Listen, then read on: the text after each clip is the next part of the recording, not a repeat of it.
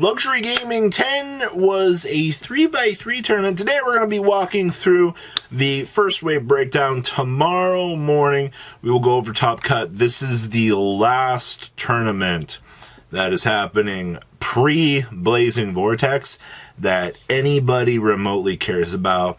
And I mainly am using this to kind of talk about the rogue aspect thing. So make sure you guys subscribe so you don't miss out on some more excellent content. And let's dig on into the number of participants and interesting deck hype out of Luxury Gaming 10, shall we?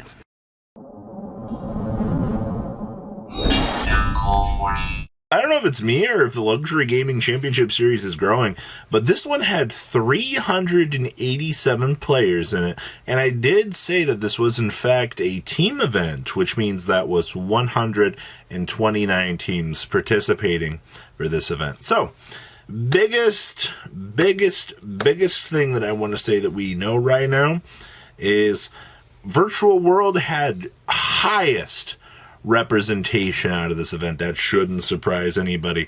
Well, actually, or it should surprise you, because Drytron has been the leading deck for how long in terms of usual Top Cut representation?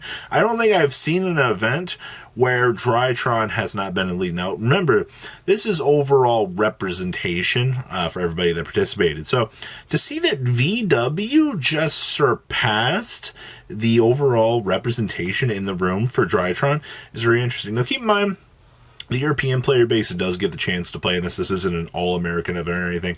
The European player base has been pushing more towards VW. Meanwhile, the American player base is like, yeah, Drytron, let's go, like, best deck, all right? If somebody else could have that much enthusiasm about Pendulum, they might be a good deck or something. So, VW pushing ahead in overall representation, which I think is really awesome. Now, with that being said, though, it was, 99 Virtual World to 84 Drytron. That's not a huge difference in representation, but it's quite interesting. Now, Eldritch variants. Oh boy, Eldritch variants. What was it? The last extravaganza. We had Sky Striker Eldritch. We had Numeron Eldritch. We had Pure Eldritch. Actually, it wasn't Pure Eldritch. Everything underneath the sun just was there. And then we had, the 60 card variant, which played Shadal's in it. If you can mix it with Eldritch, it's probably going to be good, besides Zodiac. Zodiac Eldritch has just kind of disappeared as of late. I don't know, it's fallen off. Zodiac Eldritch just is not what it used to be, alright? She just doesn't purr the same way she used to. She got older, she just, man, it's so sad. So we had 13 Pure Eldritch. We had, 10 Dogmatica and 12 other. Alright, that's fine. But when you look at the Zodiac variants for this, there's a note here that says 24 Zodiacs with Eldritch. Now, I just want to say this. So, at the last extravaganza, Zodiac Eldritch did nothing. Alright? A lot of people is this good anymore? Like, is this deck still doing good? It would appear not. And then we come back to this tournament, and we have the exact opposite here. We have 24 Eldritch Zodiac variants. One event says one thing, one event says the other. Now remember, you can't really play Praying Kids in an event like this, because time rules are a little bit different in official tournaments. You know, Praying Kids get those free wins because they're like, ha, game 3, here we go, gain some life, ha, burn some life, ha, I win, yeah. It's literally magic watching that pile of cards work. So, if you're probably like, well, where's the Praying Kids representation? It's because it doesn't really exist at this point in time. So, because Praying Kids don't exist, some other decks kind of get to come out of the woodwork, which, yes, I'm really equivalating the lower lack of Praying Kids to a higher representation of Zodiac Eldritch. It doesn't really equate, but it's kind of funny nonetheless. So Praying Kids over here crying. Meanwhile, over here, Zodiac variants with Eldritch going up. We also had 5 pure Zodiac decks. I believe that those would probably be more of your control variants. And then we had 2 other. I'm not quite sure what a Zodiac other variant is.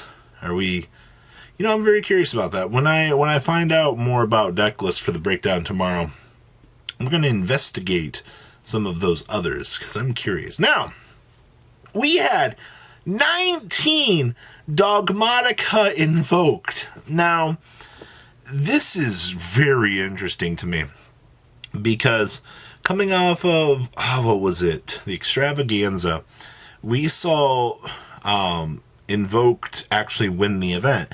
Everybody was like, oh, what happened? Like, why is this doing so well? Well, all of a sudden, Dogmatica Invoked has a 19-person representation for this event. And I can tell you that I'm purely shocked by this. Everybody has just thrown Dogmatica into a pile of cards somewhere.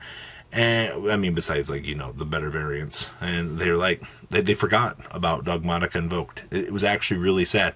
So seeing that 19 players pick this deck back up, I actually wonder how many of these are going to make it to Top Cut, because that's a very, very high representation.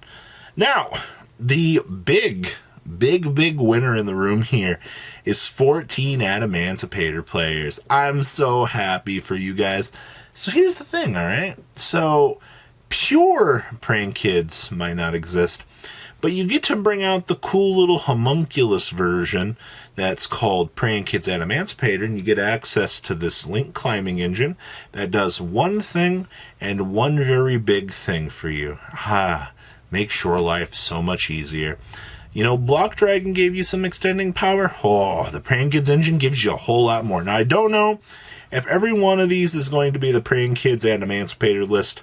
There could be some different ones. I know that Cody Angeloff was playing the Praying Kids Adamantipator list. We saw that on stream. He actually got the chance to play against Mr. Jesse Cotton. And as a side note here for that matchup, Jesse looks like he's playing some heavy, cool trap deck. I saw that he Solemn Striked a board and messed up or broke Cody's board, and I was like, man, punishment plus strike is just crazy.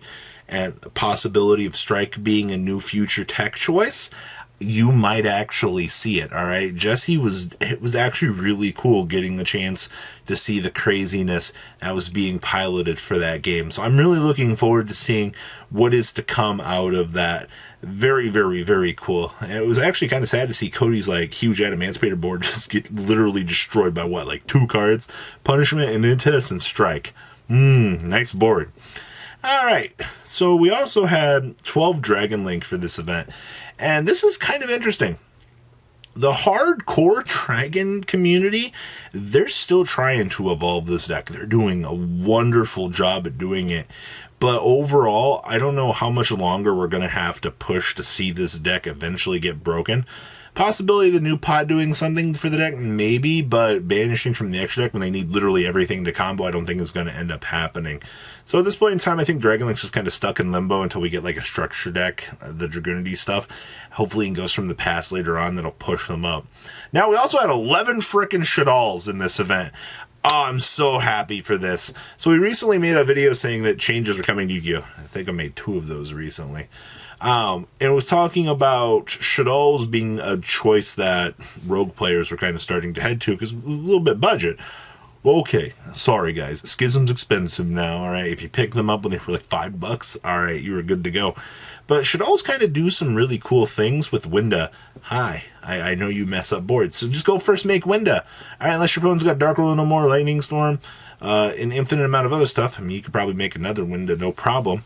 But that's the point now. It's you make Winda, your opponent's really massively inconvenienced, which is kind of cool, actually. Win cons are really nice. And then we also had 10 Altergeist for this. I've pretty much just seen Altergeist being a pile of cards for this whole format. And it's really sad. Geist had a lot of potential, and it just really, really kind of fell to the wayside. Now, we had the 72 others here. And, of course, I just had to ask how many of the, Dragon Maids were in that little representation. Out of 387 players, only 2 of them believed in the Dragon Maids. 2 of them. And they're both playing the same build. So, we'll have to wait and see if there's any hope for anything else coming out of the Rogue category. Remember that this is a 3v3 event, which means that deck representation and things are going to be a little bit different over time, but we'll have to wait and see progressively how it evolves. So this is your breakdown for Luxury Championship Series 10 Team Edition. What do you guys think? Make sure you guys are subscribed. Please leave a comment down below, and I'll see your beautiful faces back here later on in the day for some more cool content. Peace out, guys. Have a good one. Thank you, patrons, for making the ride never truly end. Without you guys' support, well, I would probably be doing Truffle Shuffle videos for a living. Guys, please check out VanCo40 for all of your Cardfight Vanguard content brought to you by MCO40. And if you are looking to pick up singles, check out mcogames.com for your trading card game needs. Thanks for watching, everybody.